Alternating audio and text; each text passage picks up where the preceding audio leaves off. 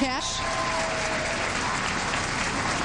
Well, we're really looking at a great final match with Diandra Asbaty and Kelly Kulick, who's been very, very strong in her 2 matches so far today. Crowd ready for this match. First look at Diandra Asbaty, 26 years old, from Chicago, Illinois, has a ton of international experience with 9 years on Team USA, gold and silver medals from all around the world. And she was very consistent in match play. It seemed like all of her 3-game totals were between 670 and 700. It's got a whole pocket. Ooh, and not the way she wanted to open, a 4-6-7.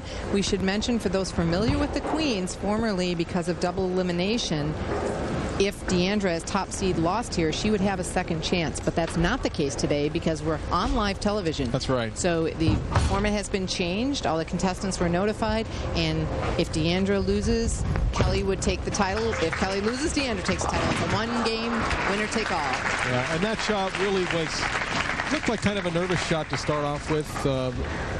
Feet got kind of fast, and she pulled it.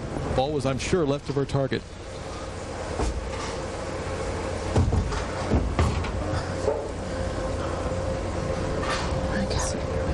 Make a good shot, kiddo.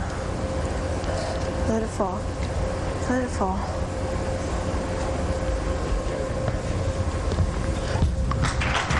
Uphill. Up.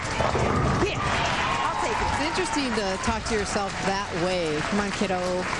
It's like she's in the third person or something. Yes. But yeah. I don't know why. I'm not sure why we're here. She could do this telecast by herself. Okay.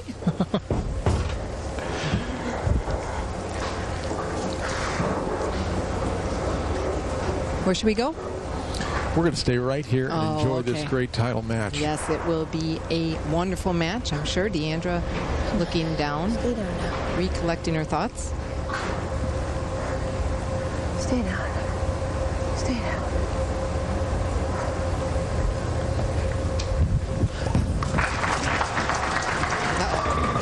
Oh, saw that wanting to jump high. Yeah. Even a 4-pin, Kelly said that one of the things we talked about this a little bit, she really learned on the PBA Tour was to make adjustments smarter and quicker. That on the women's tour, you typically could move very slowly, one board at a time, half board at a time. On the PBA, she found she had to make bigger moves quicker. Yeah, the men break the lanes down faster because of the stronger rotation. Okay, so staying clean, covers the spare. Diandra Asbaty, she is the USBC youth spokesperson. She's also a member of the board of USBC's board. She travels the country and the world, really, speaking and teaching and bowling. She's been everywhere, hasn't been home very much for the last several months. A little bit high, leaving a 4-pin, and she also is heading down to Florida for the World Ranking Masters tomorrow morning, right after this. 8 players from each zone, and Diandra and Bill Hoffman from Team USA were selected to represent the United States, so she's on her way there. Boy, bowl, bowl, bowl, bowl, bowl.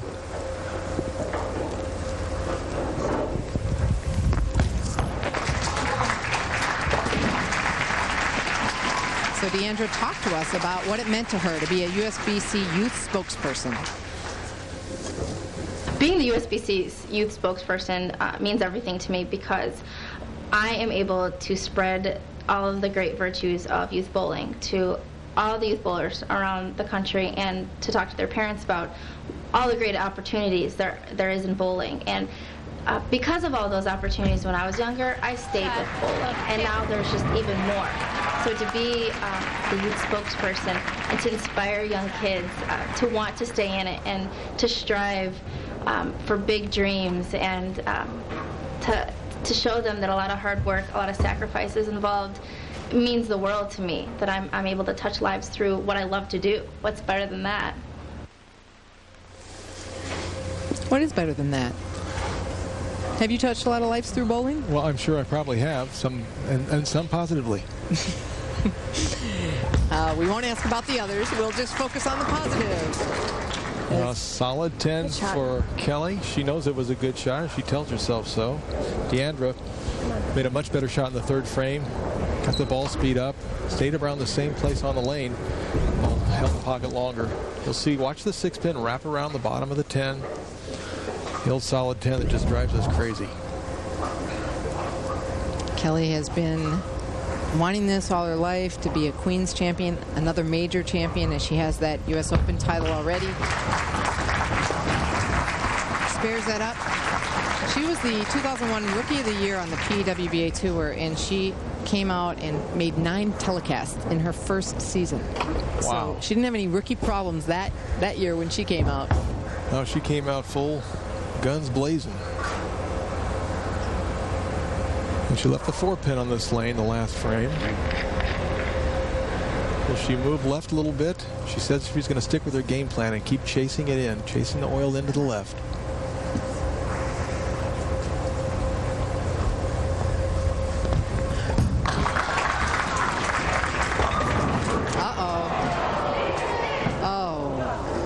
Not what you want to see in the championship match.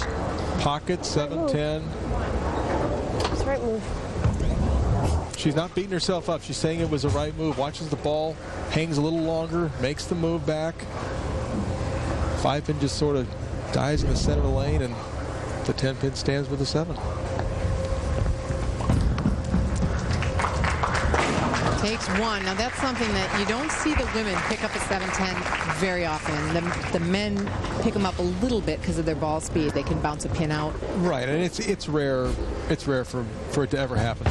But you're correct. With the faster ball speed, you have a little better chance of making it. But she did the smart thing. She got the count, and now Asbaty takes the lead, sitting down with a chance to go from 3 to 13 pins up in the 4th. Kick it, kick it. And she knew she'd yell and kick it for that 10 to go down. That leads by 3 pins, as Marshall just mentioned. She mentioned earlier to me in practice that she actually carried a lot of trip 4s and higher strikes, and that when she did hit the pocket nicely, she did leave a lot of 10 pins. So, maybe that's why her first couple frames were a little bit tight. I'd be afraid to go with that strategy. That's got to hold on. And then I don't know if something distracted her, or I don't know. If she just made a poor shot. You can see it's just left of her target. Watch this ball hook. Just enough. So another lead change, and missing the head pin right now, leaving the 1-2 as she trails by 9 pins. Yeah, it looks like she's lost a little bit of her focus. I think, I know personally, if I miss a spare like that, it takes me a while to get over it. But the game is so quick. Those 10 frames go by so fast. You have to put it behind you. Yeah, you don't have time to wait to get over it, but it is tough. It does shake you up.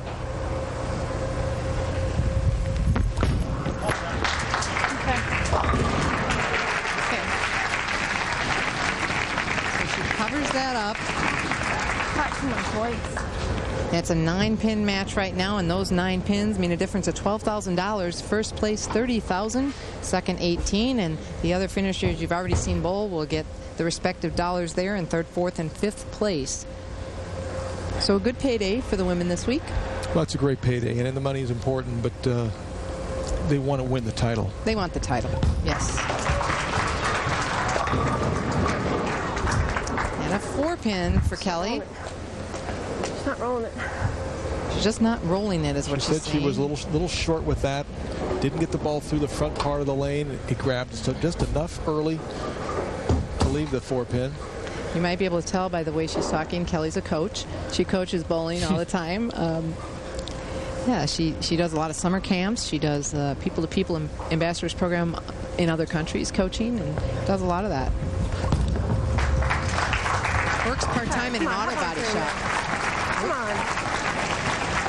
Trying to pump herself up. Yeah, okay. Just throw the ball. Baby, don't place it. Just throw it.